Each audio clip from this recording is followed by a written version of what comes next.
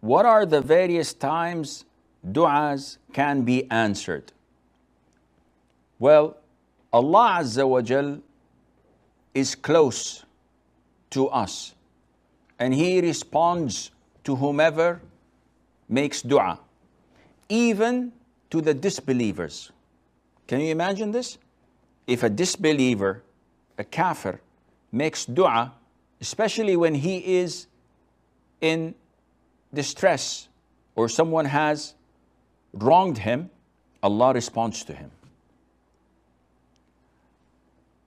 The times of dua are so many, and it would not be sufficient for us to mention them, but I'll just give you a small hint.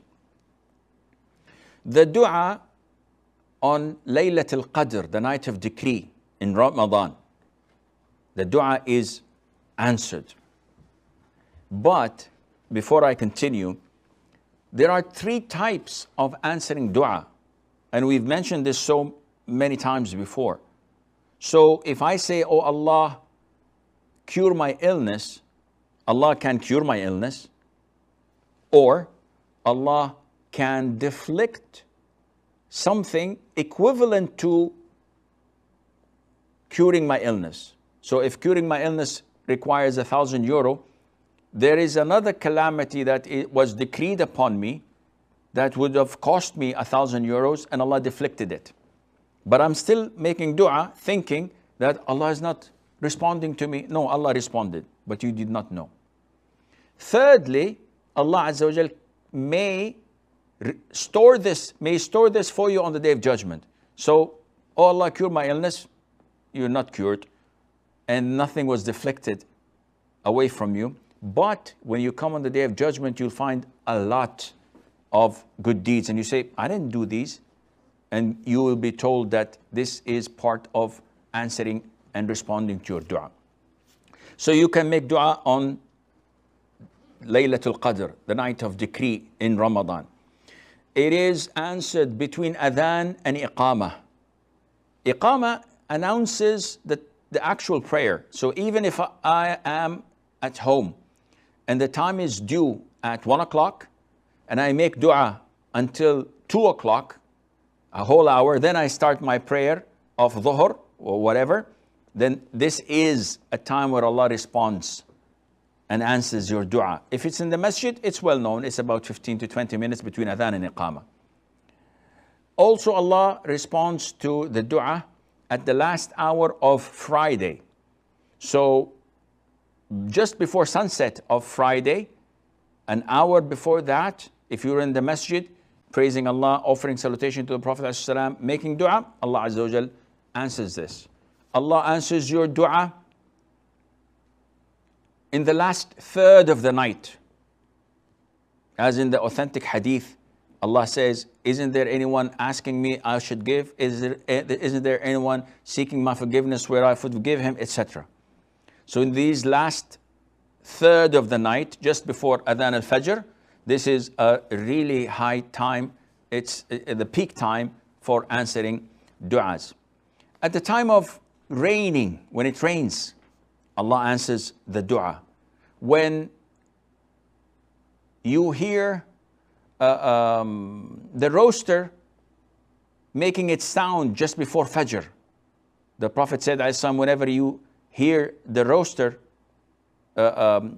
praying or making its sound, then ask Allah from His grace, because it has seen an angel. So it's a time of dua. Also at the end of fard prayers and also volunteer prayers. But the hadith stated clearly that at the end of fard prayers, dubur as-salawat al-maktuba.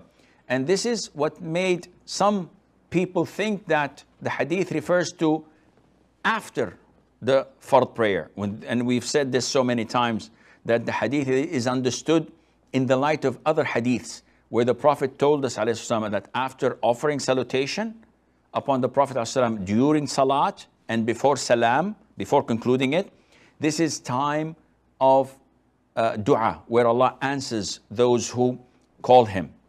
Not after salam, because after you finish your prayer and conclude it, it is time for dhikr, as Sheikh Islam Taymiyyah and Ibn Qayyim had chosen. Also among the favored places of dua is when you are in sujood. The Prophet had said, the closest you are to Allah while you are in prostration. So choose whatever you wish. It is worthy of Allah Azza wa Jal answering you. And this, of course, as we've also mentioned before, just reminders, that is within the salat. Nowadays, there's an innovation, a new trend. After Fajr prayer, after it's concluded, people are making dhikr. After 5-10 minutes, all of a sudden you see people prostrating. They're not in salah. And they prolong their prostration. After finish, my friend, come. What are you doing? He said, this is prostration for dua. I said, but you're not praying. He said, yes, this is a separate prostration. This is haram. This is innovation. It's not acceptable. You have committed a grave sin. Others repeat this on and say that this is prostration of gratitude, of shukr. And again, this is an innovation. When you are blessed with something that is not reoccurring, the sunnah is to offer one sajda, one prostration of gratitude.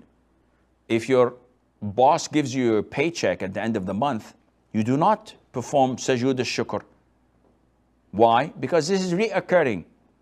If your wife cooks a good meal, some would say that this is not reoccurring, but generally speaking, this is a reoccurring blessing. You do not prostrate for gratitude or for shukr.